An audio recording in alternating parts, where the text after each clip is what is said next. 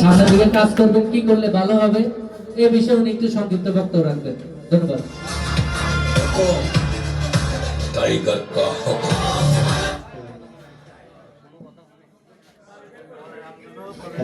আসসালামু আলাইকুম ওয়া রাহমাতুল্লাহি ওয়া বারাকাতুহু।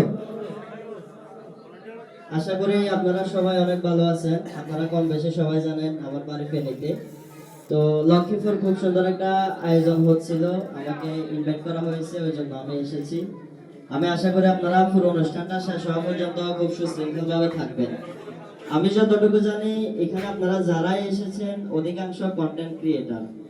তো কন্টেন্ট ক্রিয়েটর মানে হচ্ছে আমরা একে অপরের ভাই। ওই জায়গা থেকে একজন আরেকজনের প্রতি অন্তত পক্ষে সহানুভূতি না দেখায় যদি বিরক্ত বোধ করি, তাহলে মনে অনুষ্ঠানের সৌন্দর্যটা নষ্ট হয়ে যাবে। আপনারা যারা দূর দূরান্ত থেকে এসেছেন সবাইকে অসংখ্য ধন্যবাদ। আর এখানে যে আয়োজক কমিটি আছে যারা এত সুন্দর একটা আয়োজন করেছে তাদেরকে অসংখ্য ধন্যবাদ। সমস্ত কন্টেন্ট ক্রিয়েটরদেরকে একসাথে করার জন্য আমার জন্য সবাই দোয়া করবেন। আমি সব সময় চেষ্টা করে এসেছি বিগত দিনগুলোতে যতটুকু সম্ভব বিনোদনের পাশাপাশি আপনাদেরকে শিক্ষণীয় ভিডিও উপহার দেওয়ার জন্য।